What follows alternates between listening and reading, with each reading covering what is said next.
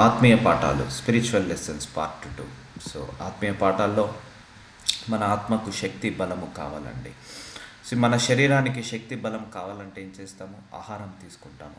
ఆహారం తీసుకోవాలంటే ఆకలి ఉండాలి, దాహం ఉండాలి. ఇప్పుడు మనకు ఆకలి లేదనుకోండి, ఆహారం తీసుకోగలుగుతామా? తీసుకోలేము. ఆహారం తీసుకోకపోతే మన శరీరానికి శక్తి బలం ఉంటుందా? ఉండదు. సో అలాగే మన ఆత్మకు కూడా శక్తి బలము కావాలి అంటే ఆహారము తీసుకోవాలి. ఆహారం తీసుకోవాలంటే మన ఆత్మకు కూడా దాహం ఉండాలి, ఆకలి కలిగి ఉండాలి. నేను కూడా ఆత్మీయంగా ఎదగాలి, దేవుళ్ళు ఎదగాలి, ఇంకా ఇంకా స్పిరిచువల్గా స్ట్రాంగ్ కావాలి అని మనము అలా ప్రార్థించుకోవాలి ఎప్పుడైనా కూడా. సో ఇట్స్ లైక్ శరీరం, మన బాడీ లాగానే మన ఆత్మ కూడా. మన శరీరానికి 3 పూటల భోజనం ఎలా ఇంపార్టెంటో మన ఆత్మకు కూడా ఆత్మీయ ఆహారం చాలా ఇంపార్టెంట్, చాలా ఇంపార్టెంట్. అంతే కదా అండి. ఇప్పుడు మన శరీరం ఉంది, సో 3 పూటల ఆహారం కావాలి. ఆహారం తీసుకుంటేనే మనకేమొస్తుంది? శక్తి వస్తుంది, బలం వస్తుంది. ఆహారం తీసుకోవాలంటే ఆకలి ఉంటేనే మనం ఆహారం తీసుకోగలుగుతాం. ఇప్పుడు మనకు 3 రోజులైంది, ఆకలి లేదు, ఆహారం తీసుకోగలుగుతామా? తీసుకోలేము. ఆకలి పుడితేనే మనం ఆహారం తీసుకుంటాం, ఆహారం తీసుకుంటేనే మనకు శరీరానికి శక్తి బలం వస్తుంది. అలాగే సేమ్ ప్యారలల్గా ఆత్మకు కూడా అలాగే ఉండాలి. సో మనం వాక్యం వినడం ఆత్మీయ ఆహారం, వాక్యం చదువుకోవడం ఆత్మీయ ఆహారము, వాక్యానుసారంగా బ్రతకడము ఆత్మీయ ఆహారము. సో ఇవన్నీ చదువుకోవాలని, వాక్యం చదువుకోవాలని, వాక్యానుసారంగా బ్రతకాలని, ప్రార్థన చేసుకోవాలని, ఆరాధించాలని, స్తుతించాలని, ధ్యానించాలని, ఇవన్నీ ఆకలి కలిగి ఉండాలి, దాహం కలిగి ఉండాలి. సో అప్పుడు నీ ఆత్మకు శక్తి బలము పెరుగుతుంటా ఉంటుంది. సో ఆత్మీయ ఆహారంలో దేవుడు ఇవన్నీ గురించి మాట్లాడబోతున్నాడు. ఆత్మీయ ఆహారం అంటే ఏంటిది, ఆత్మీయ దాహం అంటే ఏంటిది, ఆత్మీయ ఆకలి అంటే ఏంటిది, ఆత్మీయ శక్తి అంటే ఏంటిది, ఆత్మీయ బలం అంటే ఏంటిది. సో ఇవన్నీ మనకు చాలా important. Christianity is nothing but it's spirituality. Spirituality is very very important. ఆధ్యాత్మికము ఎప్పటికైనా టాప్ ప్రియారిటీ అండి.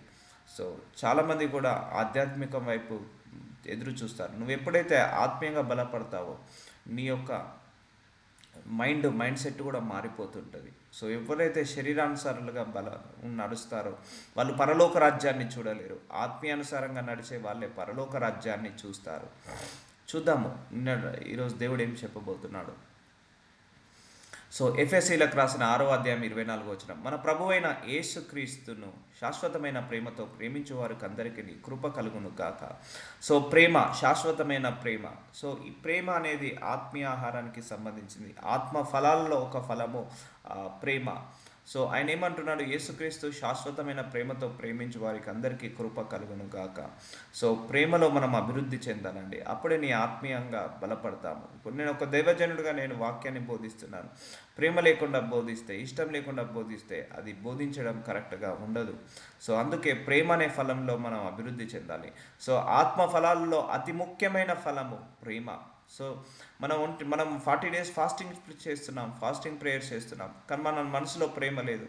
ద్వేషంతో నిండుకున్నాము, పగతో నిండుకున్నాము, మనసంతా అహంకారము, గర్వంతో నిండుకున్నాము.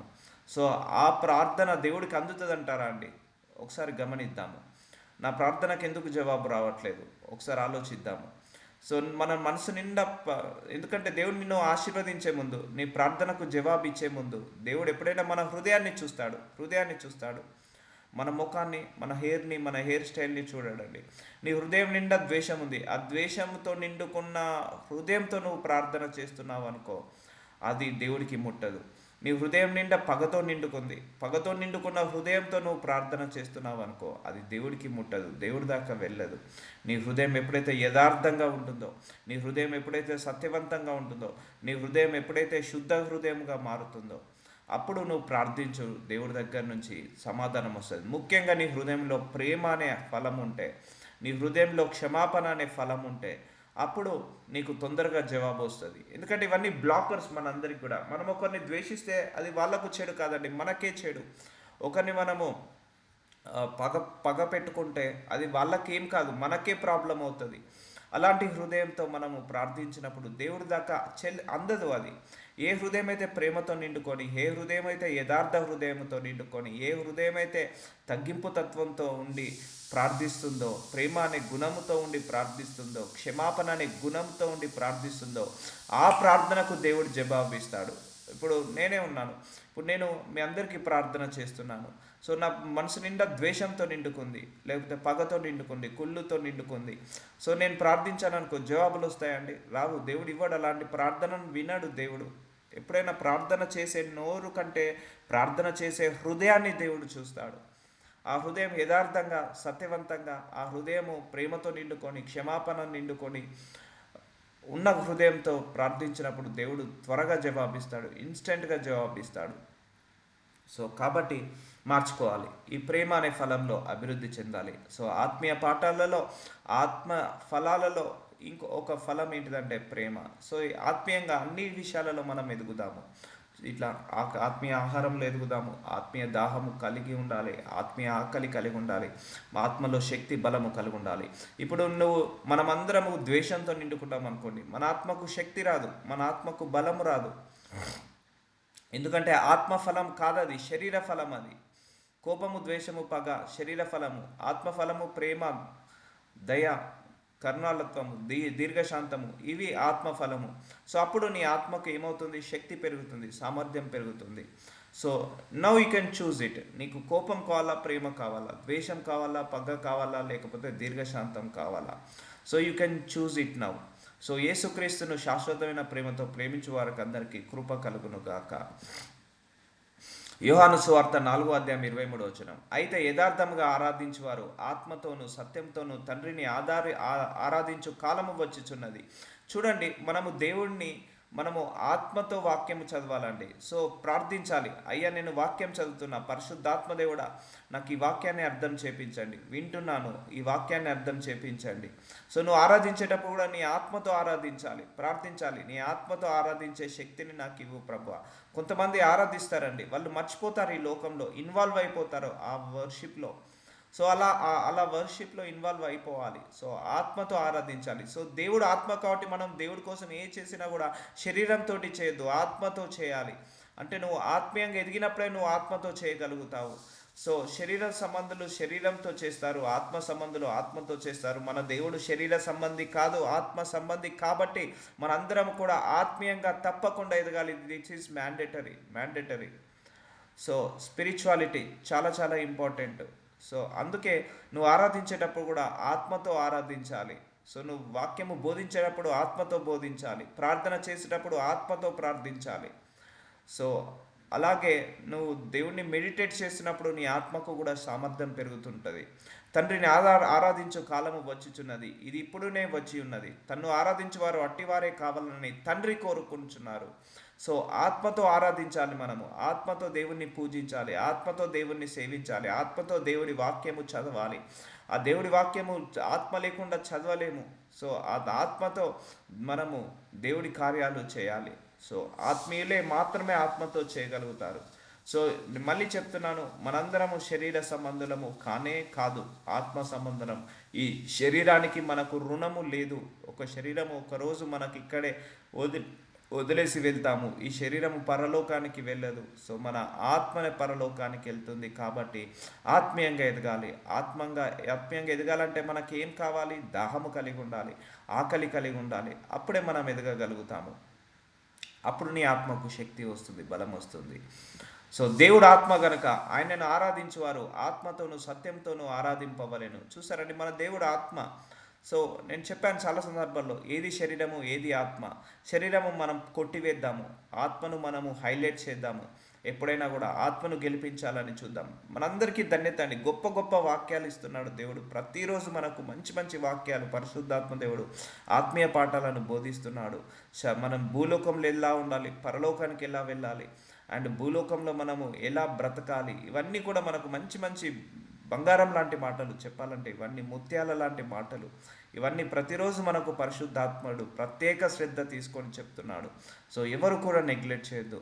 అందరూ కూడా ప్రార్థించుకోండి. ఏదైతే వాక్య రూపంలో దేవుడు చెప్తున్నాడో అవన్నీ కూడా పాటించండి. లాస్ట్ వీక్ దీర్ఘశాంతం గురించి చెప్పాడు. సో దాని గురించి ప్రార్థించుకోండి. మళ్ళీ రెండింతల ఆశీర్వాదం గురించి చెప్పాడు, వాటి గురించి ప్రార్థించుకోండి. సమృద్ధి గల జీవం గురించి చెప్పాడు, వాటి గురించి ప్రార్థించుకోండి. సో ప్రతి sermon is very very beautiful ceremony అండి. ఏ సర్మనీ కూడా కొట్టివేసేటట్టు లేనే లేదు. ఏ సర్మనీ కూడా తక్కువ చేసేటట్లేదు. ఏ సర్మనీకి ఆ సర్మనీ పోటీ పడినట్టే ఉన్నది. ఏ సబ్జెక్ట్కి ఆ సబ్జెక్టు పోటీ పడినట్టే ఉన్నది. సో ఇది మీకే కాదు, నాకు కూడా ఇవన్నీ లెసన్సే, నాకు కూడా ఇవన్నీ పాఠాలే. సో కాబట్టి మనందరం ఎదుగుదాము, ఒక చెట్టులాగా ఎదుగుదాము, ఆత్మీయంగా ఎదుగుదాము, భూలోకంలో ఎదుగుదాము, మంచి ఫలాలలో ఎదుగుదాము, మంచి ఆశీర్వాదంలో ఎదుగుదాము, అందరం కూడా ఏకమై ఎదుగుదాము. సో అందుకే దేవుడు ఆత్మ కనుక ఆయనను ఆరాధించేవారు ఆత్మతోనూ సత్యంతోనూ ఆరాధింపవలెను. సో ఆత్మ ఫలాల్లో ఇంకొక ఫలం ఏంటిది? సత్యము. ఒక మనిషి అబద్ధాలు ఆడుతున్నాడు, అది శరీర ఫలము. సత్యంతో మాట్లాడుతున్నాడు, సత్యము చెప్తున్నాడు, సత్యం మాట్లాడుతున్నాడు, అబద్ధం ఆడట్లేదు. సో నిజమే చెప్తున్నాడు, నిజమే మాట్లాడుతున్నాడు. ఆత్మఫలం యొక్క ఫలము సత్యము. సో ఇది నువ్వు ఆత్మీయంగా ఎదగాలంటే అబద్ధాన్ని ఆడడం మానేసి నిజాన్ని మాట్లాడడం, కష్టమైన చునకనైనా నిజమే మాట్లాడాలని మనం ప్రేర్ చేసుకోవాలి. అవునండి. ఇప్పుడు ఫర్ ఎగ్జాంపుల్ మనము ఆఫీస్ పని చేస్తుంటాం. సో మనకు అర్జెంటుగా లీవ్ అవసరం ఉంటుంది. సో ఇవ్వరు మేనేజరు. సో సిక్ అని చెప్తాం మనం. అట్లా చెప్పకుండా నిజంగా యాజ్ టీజ్గా నీ అవసరం గురించి చెప్పేసి, మ్యాండేటరీ అని చెప్పేసి దాని గురించే లీవ్ తీసుకో. అంతేకాని అన్వాంటెడ్గా నువ్వు అనారోగ్యం పాలు కాకుండా కూడా అనారోగ్యమైనవని నువ్వు అబద్ధం చెప్పావనుకో, అదే ఒకరోజు నిజం అవుతుంది.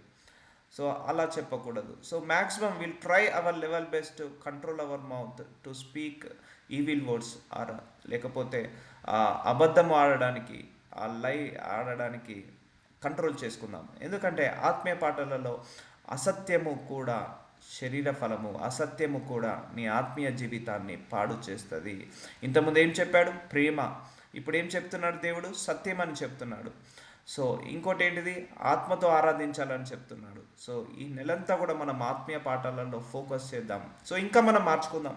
నెవర్ ఎండ్ అండి, నెవర్ ఎండ్. దేవుడి విషయంలో మనకు ఎండ్ అనేది లేదు, నేర్చుకుంటూనే ఉండాలి. తుది శ్వాస వరకు నేర్చుకుంటూనే ఉండాలి. ఇంకా 30 సంవత్సరాలు ఇలాగే మనం వాక్యం నేర్చుకున్నా ఇంకొక కొత్త అంశం, ఇంకొక కొత్త అంశం, ఇంకొక కొత్త అంశం దేవుడు మనకి ఇస్తూనే ఉంటాడు.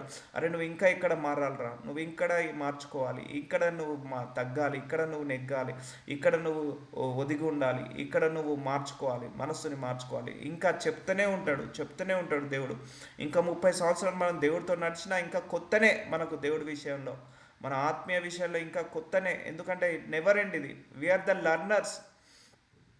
ఇంకొక సత్యం చెప్పాలండి, మన ఏజ్ 40 సంవత్సరాలైనా, 50 సంవత్సరాలైనా, 60 సంవత్సరాలైనా, 70 సంవత్సరాలైనా, మనకు మనవరాళ్ళు ఉన్న అండ్ మనకు పిల్లలున్న ఆ పిల్లలకు పెళ్ళిళ్ళైనా ఒకటే గుర్తుపెట్టుకోండి, దేవుడి దృష్టికి మనందరము పాలు తాగే పసివాళ్ళమే అండి. పాలు తాగే పసివాళ్ళమే. మనం అనుకోవచ్చు నాకు మనవాళ్ళు ఉన్నారు, నా పిల్లలకు పెళ్ళి చేసిన, నాకు మనవరాళ్ళు ఉన్నారు, వాళ్ళ పెళ్ళిళ్ళు కూడా మనం అనుకుంటాం నేను చాలా పెద్దదాన్ని అని అనుకోవచ్చు. లేకపోతే నాకు 2 పిల్లలు ఉన్నారు, వాళ్ళకు చదివిస్తున్నాను, వాళ్ళకు పెళ్ళిళ్ళు చేశాను అని మనం అనుకోవచ్చు. నాకు 50 సంవత్సరాలు, 70 సంవత్సరాలు, 80 సంవత్సరాలు పెద్దవాడిని మనం అనుకోవచ్చు.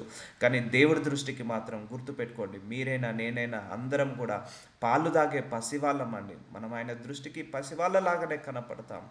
అందుకే మనం ఎన్ని తప్పులు చేసినా, పొరపాటు చేసినా ఆయన క్షమిస్తుంటా అంటాడు. ఇప్పుడు మన ఇంట్లోనే ఒక రెండు సంవత్సరాల పాప ఉంది, 3 సంవత్సరాల పాప ఉంది.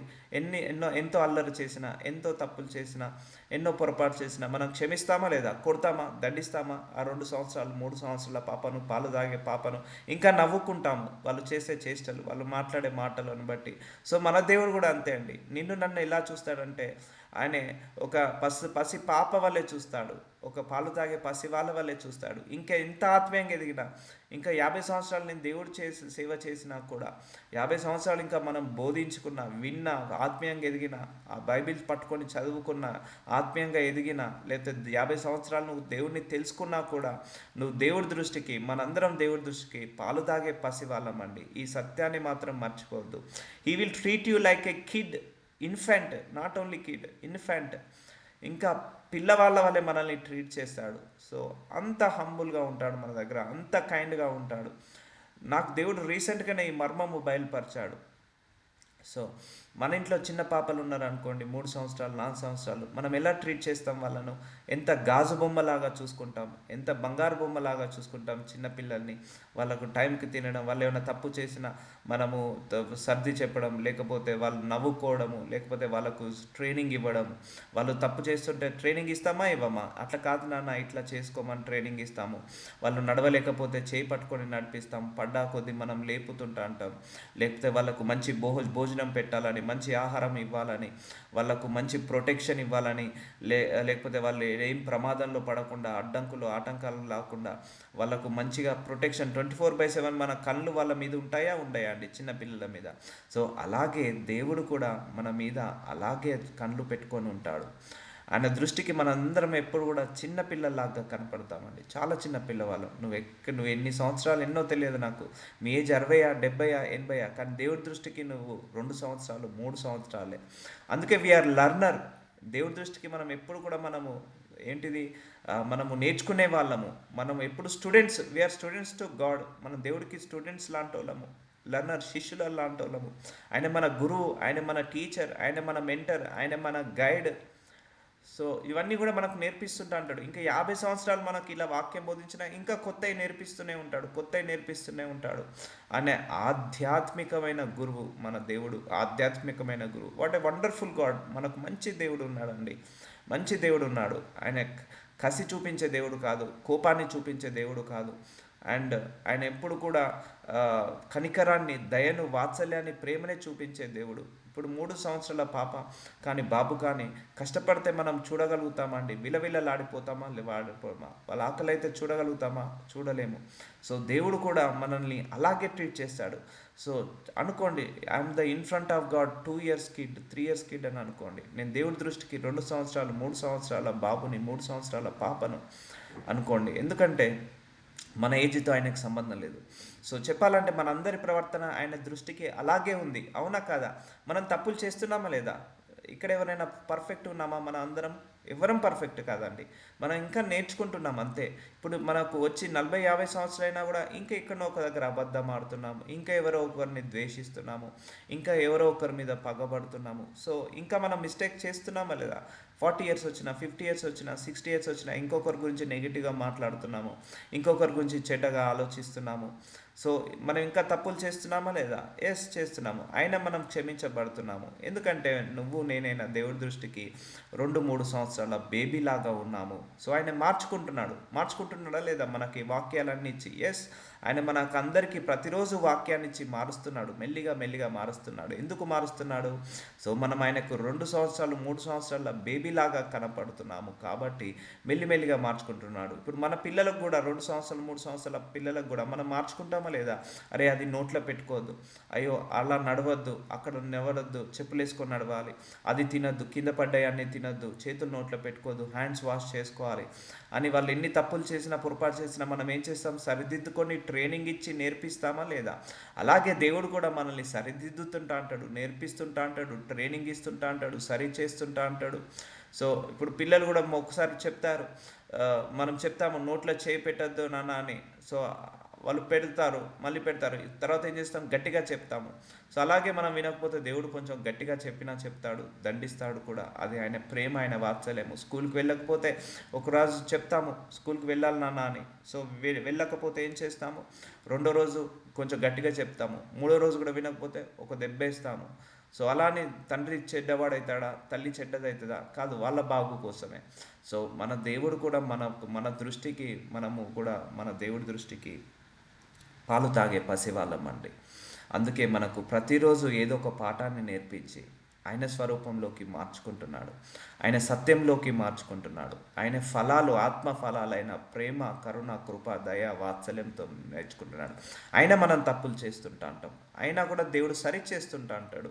ఎందుకు? ఆయన తండ్రి, ఆయన మన తల్లి, ఆయన మన తండ్రి, ఆయన మన తల్లి, ఆయన మన గురువు, ఆయన మన మెంటర్, ఆయన మన మార్గదర్శకుడు. సో ఆయనకు ఓపిక ఎక్కువ, దీర్ఘశాంతం గల దేవుడు ఆయనే. సో మనల్ని ప్రేమగా హ్యాండిల్ చేస్తున్నాడు, ప్రేమగా దగ్గర తీసుకుంటున్నాడు, ప్రేమగా మనల్ని పెంచుతున్నాడు, పెంచి పోషిస్తున్నాడు. మన తల్లిదండ్రులు అన్నం పెట్టి పోషిస్తే ఆయన మనకు ప్రేమనిచ్చి పెంచి పోషిస్తాడు మన దేవుడు. సో అందుకే ఏసయ్య, యు నీడ్ టు హ్యావ్ ఏసయ్య. అందుకే నువ్వు ఆత్మీయంగా ఎదగాలి, అప్పుడే నీకు ఇవన్నీ మర్మాలు బయలుపరచబడతాయి. సో చూసారా అండి, ఈరోజు కొత్త మర్మం దేవుడు మనందరికీ బయలుపరిచాడు. ఏంటిది?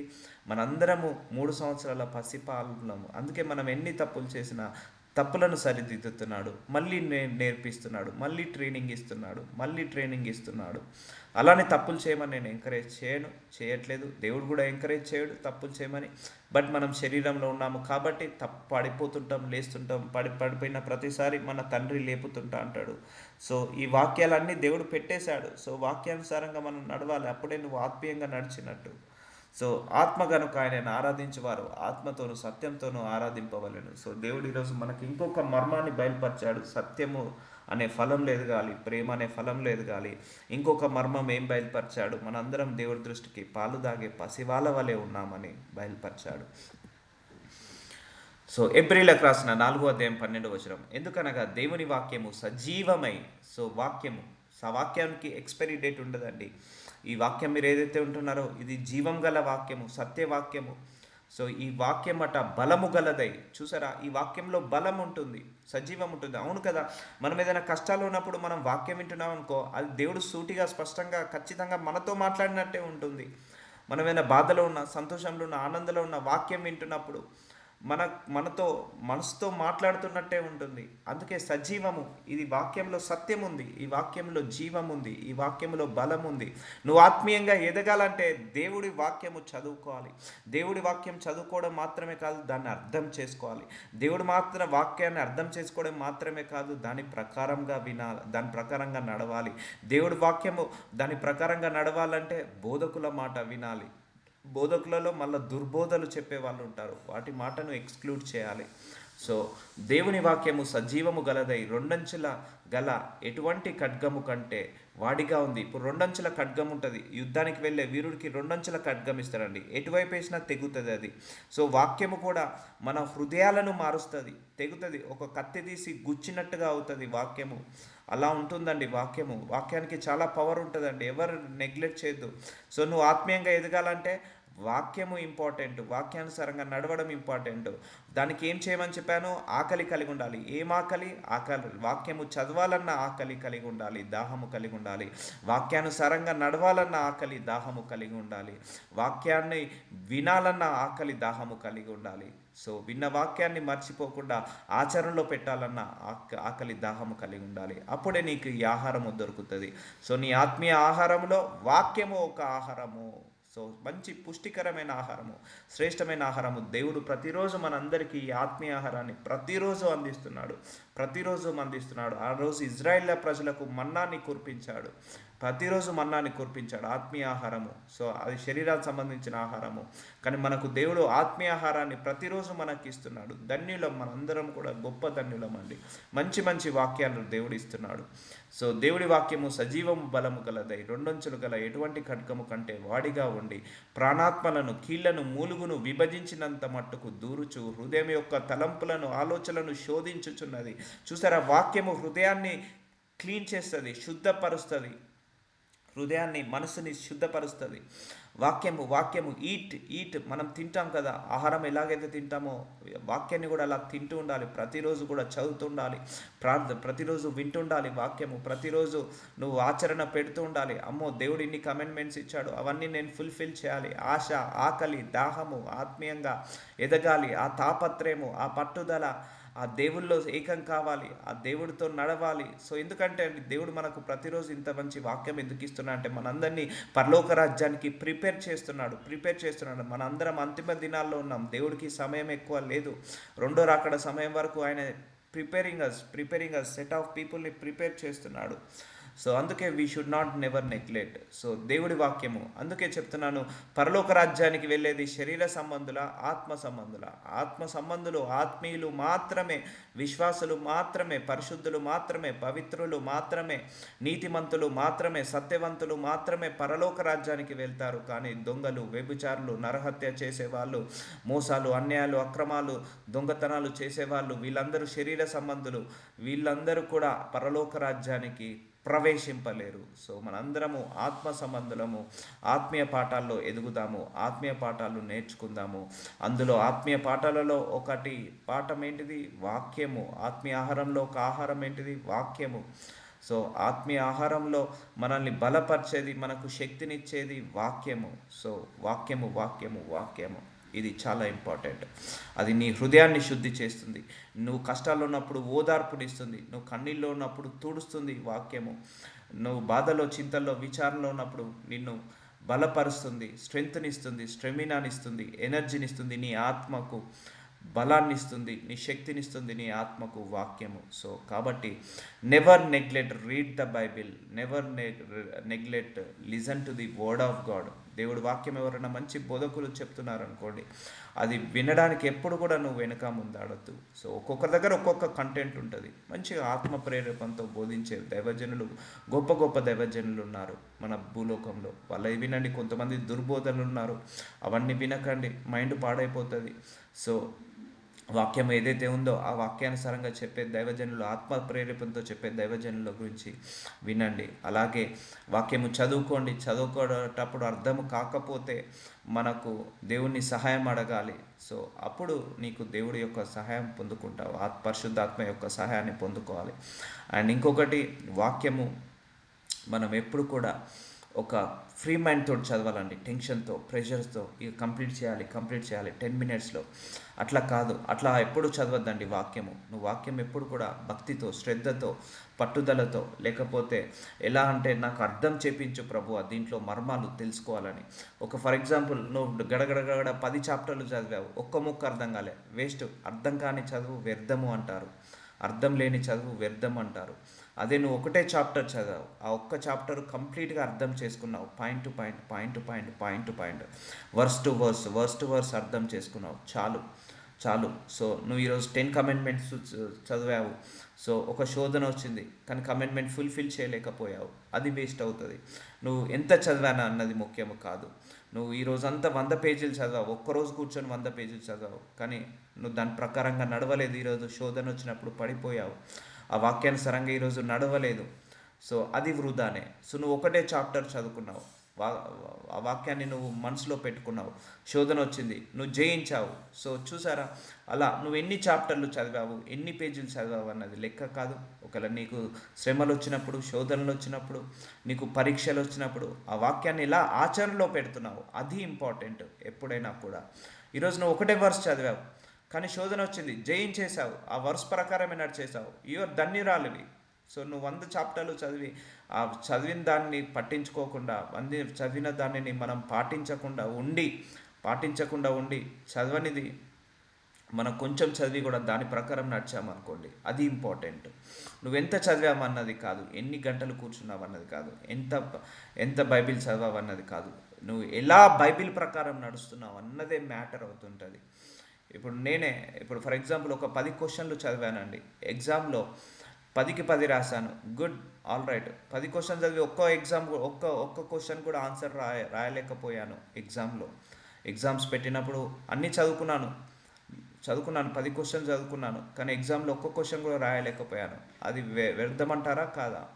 సో 10 క్వశ్చన్లు వచ్చాయి ఎగ్జామ్లో, నేను 6 రాయగలిగాను, ఇట్స్ ఓకే. 7 రాయగలిగాను, ఇట్స్ ఓకే. కానీ ఒక్కటి కూడా రాయలేకపోయాను, ఇట్స్ నాట్ ఓకే.